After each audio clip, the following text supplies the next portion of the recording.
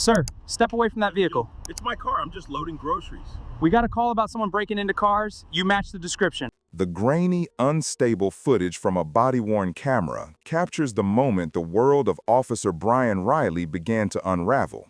His voice, muffled by proximity and distorted by aggression, barks an order that echoes with unearned authority.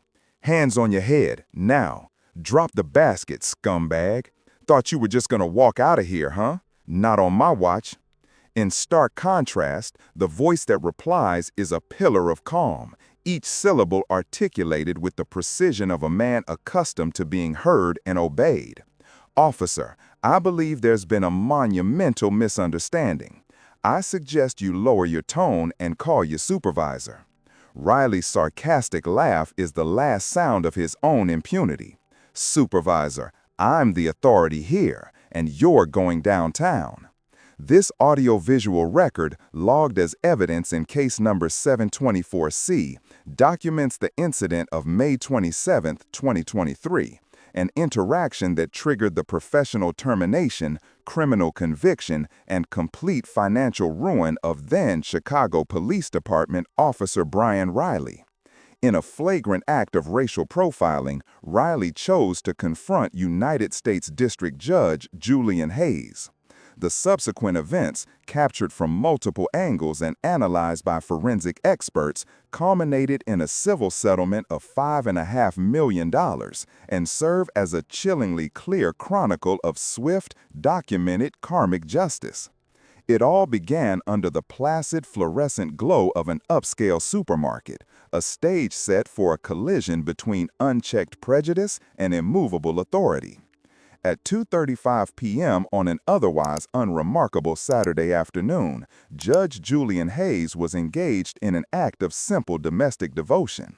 He moved through the pristine aisles of the Gilded Grocer, a temple of culinary extravagance in Chicago's Gold Coast, with a focused yet unhurried grace. On his list, written in his wife's elegant script, were the components of her 30th anniversary dinner: a small bottle of white truffle oil, a wedge of authentic Grana Padano cheese, and a specific cut of Japanese Wagyu beef from the butcher's counter. For Judge Hayes, these moments were a cherished reprieve from the immense pressures of the federal bench, where his days were spent dissecting complex legal arguments and rendering judgments that altered the course of human lives. Here, he was not a federal officer, but simply a husband, a man looking forward to an evening of quiet celebration. He appreciated the order of the place, the way the light caught the polished apples, the faint, pleasant aroma of fresh-baked sourdough wafting from the bakery. It was a world of civility, predictability, and peace. Unseen, a force of chaos was methodically closing in. Officer Brian Riley was not supposed to be there, at least not in any official capacity. He was working an off-the-books security gig, a direct and flagrant violation of CPD directives on secondary employment. At 42, Riley was a man whose career was defined by a plateau of mediocrity and a simmering resentment. His file with the Internal Affairs Division was thicker than most, containing 3 separate civilian complaints alleging abuse of authority and the use of excessive force. Each one had been dismissed, citing a lack of corroborating evidence, a pattern that had emboldened Riley, nurturing his belief that his badge was a shield against consequences. He saw the world not as a community to protect, but as a territory to control, a place full of people who needed to be put in their place. And in the opulent aisles of the Gilded Grocer, his eyes found a target that offended his entire worldview. The store's comprehensive CCTV system, later subpoenaed and analyzed frame by frame, tells the story with cold digital precision. At 2:27:14 p.m., Camera 7, positioned above the imported cheeses, captures Riley's first sight of Judge Hayes. Facial recognition software confirms his gaze lingers for 4.2 seconds longer than on any other shopper in the preceding hour. For the next 7 minutes and 28 seconds, Riley becomes a predator. He abandons his designated patrol route, his movements a clear shadow of the judge's path. He follows him from the charcuterie to the produce section, past the olive bar and into the wine aisle, maintaining a discreet but constant distance. The footage is damning in what it doesn't show. Riley walks directly past a pair of teenagers surreptitiously slipping gourmet chocolates into their pockets, his attention entirely consumed by the well-dressed black man holding a shopping basket filled with expensive goods. To Riley's poisoned mind, this was a picture that did not compute. It was an anomaly that had to be corrected, an affront to his perceived natural order of things. The confrontation itself was a masterclass in escalation. It happened in aisle 9, between the French Bordeaux and the Californian Cabernet. Riley did not approach with a question. He moved to intercept, physically blocking Judge Hayes's cart with his body. The accusation was immediate and baseless. He claimed to have seen the judge concealing item, a fabrication his own body cam would later disprove. Judge Hayes, with the patience of a man who has presided over countless volatile testimonies, calmly attempted to de-escalate. He explained that he had already paid for an item at the deli counter and held up the receipt as proof. Riley did not even glance at it. He was not conducting an investigation. He was asserting dominance. Each of Judge Hayes's calm, logical statements was met with increasing hostility and derision from the officer. The judge's composure was a foreign concept to Riley, who equated quiet dignity with guilt and a lack of fear with disrespect. Blinded by prejudice and drunk on a power that was not his to wield, Riley made his final, catastrophic error. He reached for the cold, hard steel of the handcuffs on his belt, intending to make a public and humiliating spectacle. He was unaware that in doing so, he was not detaining a suspect, but rather triggering a sequence of events that would strip him of his career, his freedom, and his future. The metallic squeak of the shopping cart's wheel was the only sound as Judge Julian Hayes brought it to a halt. Officer Brian Riley had positioned himself with the calculated stance of a predator cutting off an escape route, his body a solid, unmoving barrier in the narrow aisle.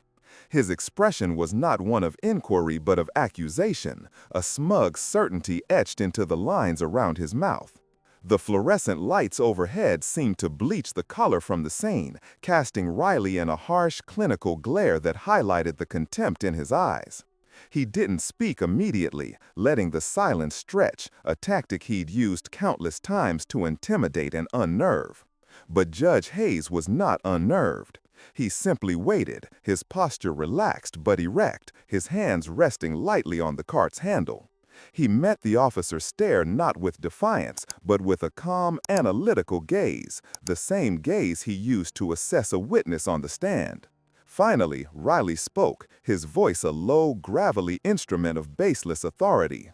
"Hold it right there. Empty your pockets. Now." It wasn't a request, it was a command intended to strip away dignity. The judge's response was measured, his tone even and devoid of emotion. "Officer, is there a reason you're detaining me?" It was a simple question of fact, a request for the legal predicate required for such a stop.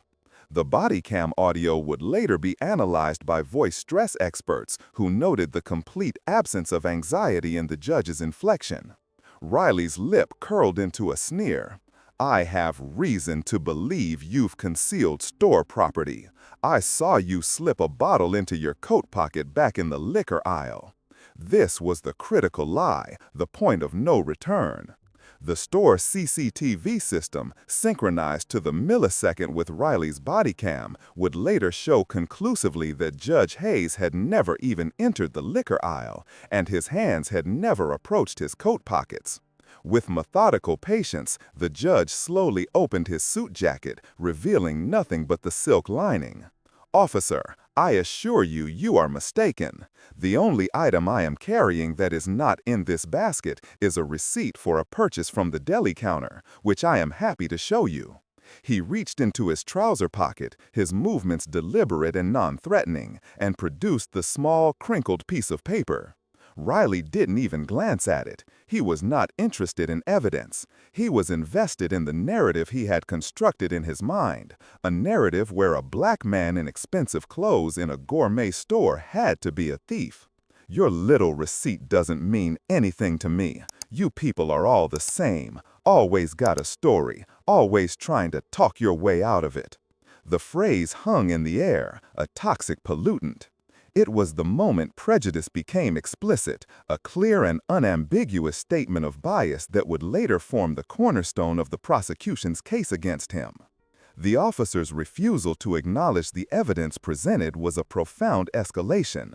It shifted the encounter from a potential misunderstanding to a deliberate act of persecution. Judge Hayes slowly retracted the hand holding the receipt, his expression hardening almost imperceptibly. His patience, while vast, was not infinite. It was being replaced by a cold, precise anger, an intellectual fury at the flagrant abuse of power unfolding before him. He was no longer a civilian being hassled. He was a judicial officer witnessing the trampling of the very laws he was sworn to uphold. Officer, I am going to say this one more time for the benefit of your recording device. You are operating on a false premise. You have no probable cause to detain me, and your line of questioning is predicated on a clear bias. I am requesting that you call your direct supervisor and the store manager to this location immediately. This statement, delivered with the unassailable weight of legal authority, was the final spark on the dry tinder of Riley's ego. To him, it was not a lawful request, but an intolerable challenge.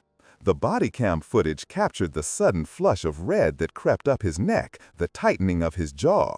The idea that this man, his target, would dare to dictate procedure was an insult he couldn't absorb. He saw it as a confirmation of the man's arrogance, which, in his twisted logic, was further proof of guilt. "You're not requesting anything," he growled, taking a decisive step forward, closing the remaining distance between them. "You lost that privilege when you decided to be a thief." His hand shot out, grabbing Judge Hayes's left arm just above the elbow. The grip was punishingly tight, fingers digging into the muscle through the fine wool of the jacket. The act of physical contact was a Rubicon crossed. Every camera angle captured the judge's reaction. He did not flinch, he did not resist, he did not even try to pull away. Instead, he became utterly still, a statue of indignant composure. He looked down at the hand on his arm and then back up at Riley's face, his eyes now filled with a profound and chilling disappointment. This was the moment the officer sealed his own fate. Drunk on the momentary surge of physical dominance, Riley reached for the handcuffs on his belt, the metallic click of the latch echoing in the silent aisle. He was about to make a public example of the man who had dared to defy him, an error in judgment that would cost him everything. What would you do if you were in the judge's shoes, facing an officer who refused to listen to reason? Let us know your thoughts in the comments below. The click of the handcuff latch was a sharp, definitive sound in the otherwise quiet aisle, a sound that severed the last thread of potential de-escalation. Judge Hayes did not react physically to the cold metal touching his wrist. His body remained a portrait of immense self-control. Instead, he raised his head slightly, his gaze locking with Riley's, and his voice, though low, carried an absolute and chilling authority that cut through the officer's rage-fueled haze. "Officer, I am giving you one final opportunity to reconsider your actions. For the official record, which is being created by your own device and at least 3 other cameras I can see from this position, I am informing you that you are committing unlawful restraint, assault, and intimidation under color of law. These are not minor infractions, they are felonies. Cease this illegal detention immediately, or you will face consequences of a magnitude you cannot currently comprehend." It was not a plea, but a final, formal advisement, delivered with the same dispassionate gravity he would use when instructing a jury. Riley, however, heard only the desperate bluff of a cornered criminal. He laughed, a harsh, ugly sound that echoed off the bottles of expensive wine. "You think your fancy words scare me? You think talking like a lawyer is going to get you out of this?" He tightened his grip on the judge's arm, pulling him slightly off balance, a petty assertion of physical power. "I've heard it all before. You people are all the same." The store's CCTV system, specifically the Axis P32 model dome camera directly overhead, recorded the scene with emotionless clarity. Its lens captured the subtle widening of the judge's eyes, not in fear, but in a kind of clinical resignation. He had offered the man an off-ramp, a final chance to avert disaster, and it had been contemptuously refused. The legal process would now have to run its course, without mercy. "You want to make this official?" Riley sneered, fumbling for his personal cell phone, as his off-the-book status meant he could not use his official police radio without exposing his own misconduct. "We will make it official. I am calling for a transport unit to take you downtown, and we will see how tough you are then." He stabbed at the screen with a trembling finger, his adrenaline and prejudice overriding the last vestiges of professional training. He dialed 911, an act of supreme and fatal irony, calling the very system he was disgracing down upon himself. The call connected, the dispatcher's voice a tinny, distant sound from the phone speaker. The digital record of this call, time-stamped at 2:44:17 p.m., would later be entered as Exhibit C in the federal case against him. It was the final nail, hammered into place by his own hand. The call was completed. The police were on their way. The tinny voice of the 911 dispatcher had faded, and Officer Brian Riley pocketed his phone with a triumphant smirk. He had done it. He had done it. He had called for a transport unit not because he needed it, but to formalize the humiliation of the arrogant man before him. The single steel handcuff dangling from Judge Hayes's left wrist was a trophy, a symbol of his restored dominance in a world he felt was constantly trying to undermine him. He savored the moment, the quiet aisle, the rows of expensive wine bearing silent witness to his authority. He expected fear now, perhaps a desperate plea for leniency. Instead, he was met with an unnerving stillness. Judge Hayes had not moved. He simply stood there, his posture unchanged, his breathing even. He looked down at the handcuff, not with alarm, but with a kind of detached academic curiosity, as if examining a peculiar artifact. Then he raised his eyes to meet Riley's. The disappointment was gone, replaced by something far colder, far more final. It was the look of a man about to close a case.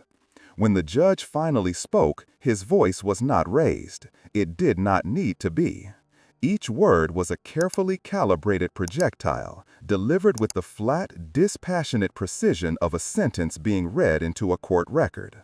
Officer Brian Riley, badge number 7255. The use of his full name and badge number was the first blow, a signal that this was no longer an anonymous street encounter, but a formal proceeding. "My name is Judge Julian Hayes." The name meant nothing to Riley, just more empty posturing. But the next words struck him with the force of a physical impact, a concussive blast that seemed to suck the air from the aisle. "I am a United States District Judge for the Northern District of Illinois. And you have just illegally detained a federal judicial officer in the full exercise of his civil rights. You have violated Title 18 of the U.S. Code. I suggest you find a very good lawyer." Time itself seemed to fracture. For a duration later measured by forensic analysis of the body cam footage as 1.8 seconds, Riley did not breathe. His entire cognitive function seized, caught in a catastrophic error loop. The words echoed in the sudden, roaring silence of his mind. United States District Judge. It was a sequence of terms he understood individually, but which, when combined and applied to the man standing before him, were utterly incomprehensible. His brain fought against the reality, trying to classify it as a lie, a desperate, pathetic bluff. But the man's eyes held no deception. They held only the unassailable truth, a truth that was now dismantling Riley's world atom by atom. The data from his smartwatch, later subpoenaed, showed his heart rate leaping from a confident 95 beats per minute to a panicked 142 in the span of 3 seconds. The blood drained from his face, leaving behind a pallid mask of shock. His mouth fell slightly agape, the smug sneer dissolving into a slack-jaw expression of pure terror. His grip on the judge's arm, once punishingly tight, went limp. His fingers, which moments ago had been instruments of intimidation, now felt numb and useless. He was no longer looking at a suspect. He was looking at a symbol, a living embodiment of the federal power structure, a man whose signature could send people like him to prison for decades. Every decision he had made in the last 10 minutes replayed in his mind. But now they were not acts of authority, but counts in a federal indictment. The racial slur, the physical assault, the fabricated accusation, the illegal detention, all captured on his own camera, all perpetrated against a federal judge. The realization was not a gradual dawning. It was a lightning strike, an instantaneous and total annihilation of his reality.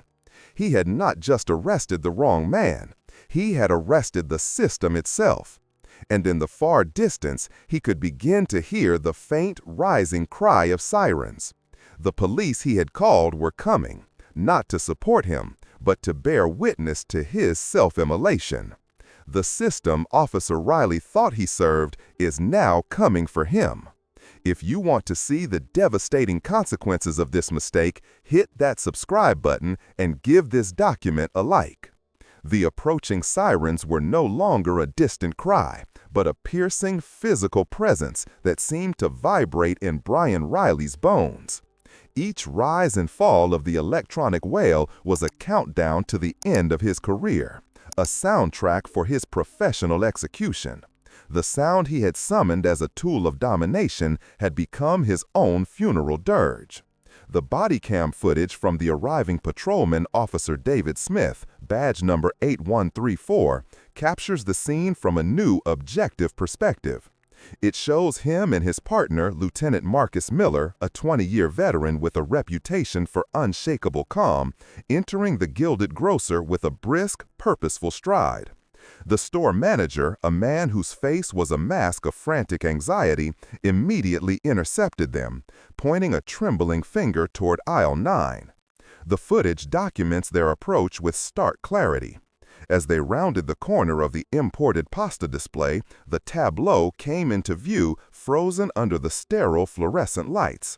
They saw a man in a security polo shirt, his face ashen, his posture radiating a profound and irreversible defeat. They saw a second man impeccably dressed, standing with a stillness that was more powerful than any overt display of aggression. A single steel handcuff dangling from his left wrist like a bizarre piece of jewelry. And they saw the small, silent audience of shoppers, their smartphones held aloft like digital torches, recording every second of the unfolding drama. Lieutenant Miller's eyes, trained by 2 decades of sizing up volatile situations in a fraction of a second, took in the scene. His gaze swept past Riley, dismissing him as the source of the problem, and landed on the man in the suit. The body cam audio picks up the lieutenant's sharp, almost imperceptible intake of breath. A flicker of recognition, then disbelief, then pure, unadulterated professional horror crossed his face. He had seen that face dozens of times before, in the solemn halls of the Dirksen Federal Building, at official city functions, and on the front page of the Chicago Tribune. He knew exactly who he was looking at. Ignoring Riley completely, as if he were a piece of furniture, Lieutenant Miller took 3 measured steps forward, his entire demeanor shifting from that of a responding officer to one of profound deference. He stopped a respectful distance from Judge Hayes, his posture straightening. The first words he spoke were not an inquiry, but a confirmation, a public and unequivocal validation of the judge's identity that hammered the final nail into Brian Riley's professional coffin. "Judge Hayes," he said, his voice clear and resonant, echoing slightly in the hushed aisle. "Lieutenant Marcus Miller, 18th District. Sir, are you unharmed?" The lieutenant's question, loaded with deference and concern, shattered the last vestiges of Riley's delusion. The use of the judge's formal title by a superior officer was a public verdict, delivered before any trial. Judge Hayes inclined his head slightly, his expression unchanging. "Lieutenant Miller, thank you for your prompt response. I am physically unharmed, but I have been unlawfully detained and assaulted by this individual." He gestured almost imperceptibly with his free hand toward Riley. The gesture was small, but it was a condemnation. Lieutenant Miller's focus snapped to Riley, and for the first time he addressed the disgraced officer. His voice had lost all warmth, replaced by a tone of cold, procedural fury that was more terrifying than any shout. "Officer Riley, your name is Brian Riley." Riley could only manage a numb nod, his throat too tight to form words. Miller's next commands were issued in a rapid staccato burst, each one a public stripping of Riley's authority. "Remove the handcuff from Judge Hayes. Now." Riley fumbled with the key, his fingers clumsy and slick with a cold sweat. The click of the cuff releasing was deafeningly loud. "Place your service weapon on the floor, slowly." Riley numbly unholstered his Glock and placed it on the polished linoleum, the heavy thud punctuating his complete and utter surrender. "Your badge and your departmental identification. Hand them to Officer Smith." The younger officer stepped forward, his face impassive, and took the credentials from Riley's trembling hand without making eye contact, a final, subtle act of professional ostracization. The official police report, filed by Lieutenant Miller less than an hour later, details the next steps with bureaucratic precision. Riley was informed that he was immediately suspended from duty, pending a full investigation by the Internal Affairs Division and the Civilian Office of Police Accountability. He was ordered to leave the premises immediately and was explicitly forbidden from contacting any witnesses. The store manager was instructed to secure all CCTV recordings, which were now considered primary evidence in a potential federal criminal case. As Officer Smith escorted a shell-shocked Riley toward the store's exit, past the staring faces of the other customers, Riley made the mistake of looking back one last time. The final image seared into his memory was of Judge Julian Hayes, his suit jacket now perfectly straight, calmly explaining the finer points of Wagyu beef cuts to Lieutenant Miller, who was listening with the rapt attention of a student. The world had not stopped for Riley's catastrophe. It had simply moved on without him, leaving him isolated in the wreckage of his own prejudice. The immediate aftermath for Brian Riley was not a slow decline, but a free fall into a chasm of his own creation. The walk from aisle 9 to the exit of the Gilded Grocer was the last time he would experience the world as a man with a future. The suspension, announced publicly by Lieutenant Miller, was a mere procedural formality. The actual decision had been made the moment the lieutenant recognized Judge Hayes. The internal affairs investigation that followed was a model of bureaucratic efficiency, not because it was thorough, but because it was entirely unnecessary. The evidence against Riley was absolute, self-contained, and recorded from 4 different angles. His own body cam served as his confession, the store's CCTV provided corroboration, the bystander's smartphone offered a third-person perspective, and the testimony of a sitting federal judge was the final, unassailable pillar of truth. Within 72 hours, a disciplinary board convened. The hearing lasted less than 15 minutes. Brian Riley was terminated with cause from the Chicago Police Department, an action that immediately vaporized his pension, his health care benefits, and any possibility of ever working in law enforcement again. His annual salary of $95,000 ceased to exist, replaced by the gaping void of unemployment and the looming certainty of legal fees. His professional life was over, executed by the very system he had so arrogantly sought to weaponize. But the loss of his job was merely the first tremor of a seismic event that would level his entire existence. The United States Attorney's Office for the Northern District of Illinois took a particular interest in the case. An assault on a federal judicial officer is not a local matter. It is an attack on the federal judiciary itself. The charges were swift and severe. One count of deprivation of rights under color of law, a felony under Title 18, Section 242 of the U.S. Code, and one count of assault on a federal officer. Riley's defense attorney, a court-appointed public defender, outmatched and overwhelmed, advised him to plead guilty. There was no defense to offer. The video evidence was played in court, the high-definition footage displaying Riley's sneering contempt on a large screen for the jury to see. Judge Hayes did not have to testify. The recording spoke for him with chilling clarity. The jury deliberated for just 22 minutes before returning a guilty verdict on all counts. The sentencing judge, a colleague of Judge Hayes who recused himself from any personal commentary, was merciless in his application of the law. He sentenced Brian Riley to 8 years, 2 months, and 10 days in a federal penitentiary.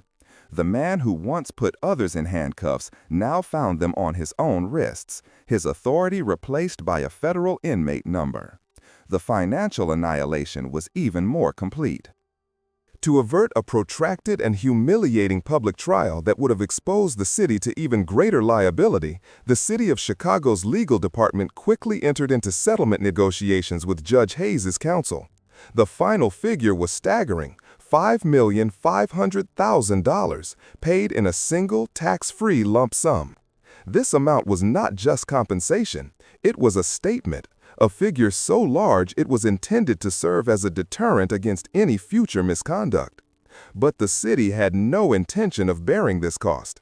Buried in the police union's contract was an indemnification clause, rarely used but legally ironclad, allowing the city to sue an officer to recover damages paid out due to gross negligence or criminal misconduct.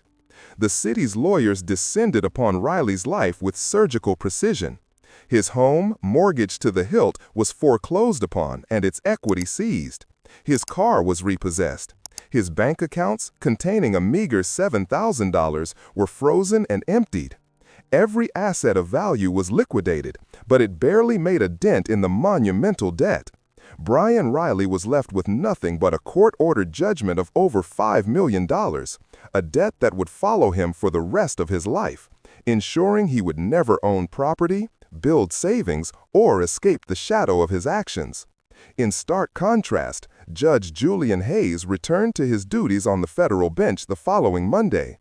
His stature, already considerable, was imbued imbued with the quiet gravitas of a man who had faced down prejudice and seen the system he served work exactly as it should. True to his character, he directed his attorneys to donate 50% of the settlement, $2,750,000, to the Legal Aid Foundation of Chicago, a nonprofit dedicated to providing legal services to those who could not afford them, many of whom were victims of the same kind of abuse he had endured. His life continued, his purpose reaffirmed. The final, silent footage from Brian Riley's body cam, showing his own face, pale and slack-jawed in the fluorescent light of the wine aisle, is now a permanent fixture in police academy training modules across the country, a silent, irrefutable testament to the swift and severe consequences of unchecked bias.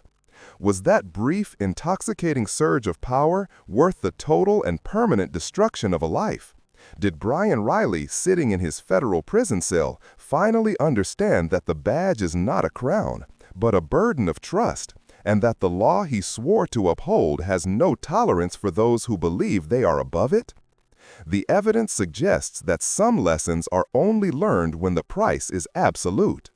Have you ever heard of a case where justice was served so completely? Share your stories in the comments below. And if you believe in the power of accountability, share this document with others.